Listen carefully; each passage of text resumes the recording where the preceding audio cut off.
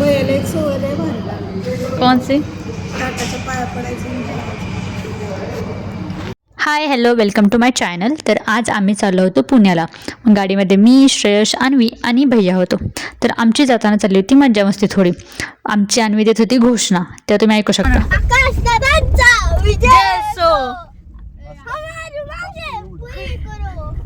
आकाश दादांचा कारण आमच्यात पडल्या तर दोन पार्टी, एक भैयाची आणि एक माझी. पण आमच्या अन्वी, श्रेयस ही दोन्हीही त्याच्या बाजूने होती. इथे काही गमत झाली होती. तुम्हाला डोरेमोन माहीतच असेल. जे कोणी लहान असेल त्याने डोरेमोन हा बघितला असेल. त्यामधील असणारं जियान कॅरेक्टर ते गाणे म्हणतं त्याचं.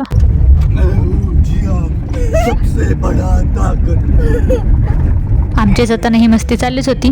पण आम्ही खूप उशिरा निघालो होतो कारण आता सायंकाळची वेळ होत आली.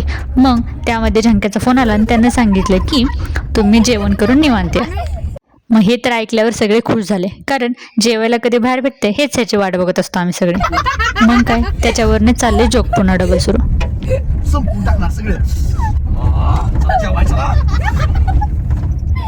घरामध्ये जर छोटी लहान बहीण भाव असेल तर वातावरण वेगळंच असतं आणि एन्जॉय तर करायला भेटतोच. आणि आपण पण आपले मोठेपण विसरून लहान होतो कधी हे समजत पण नाही. कारण कितीही मोठं झालं तरी आपल्या मनामध्ये असणारं छोटंसं बाळ, छोटंसं बालक वृत्ती ही असतेच प्रत्येकामध्ये.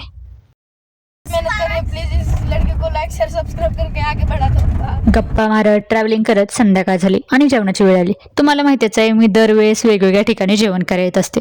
तर यावेळेस आम्ही आलो आहोत ठसकेबाज शुद्ध शाकाहारी येथे. हे हॉटेल पुणे सोलापूर या मार्गावरती आहे. तर तुम्ही बघू शकता आतून कसं आहे आणि मी पण बघणार आहे. तर तुम्ही बाहेरून बघू शकता. बाहेरून एकदम जुन्या काळातील जसं राजवाडा वगैरे जसं फिलिंग येतं ना तसं टाईपमध्ये होतं. आणि एक्झॅक्टली रोडच्या कडेला असल्यामुळे आपल्याला लगेच समजतं. आणि आतून त्याचं इंटेरियर तुम्ही बघू शकता खूप छान होतं. आणि एकदम तुम्हाला बोललेच मी एकदम जुन्या काळातील वाड्यांसारखा फील येत होता. छान होते एकदम. आणि कॅमेरा हँडलिंग आमच्या श्रेयशकडे होते. आणि खाण्याची सुरुवात कशाने होते हे तुम्हाला माहीतच आहे. आपला मसाले पापड. आम्ही मिक्स व्हेज आणि नान घेतलं होतं. जेवण एकदम टेस्टी होतं. कोणी थांबायचं नाव घेत नव्हतं, नुसते खात होते सगळे. टेस्टच एवढी भारी होती. बैल एक सोहर आहे भारी. कौन सी? काकाच्या पाया पडायचं.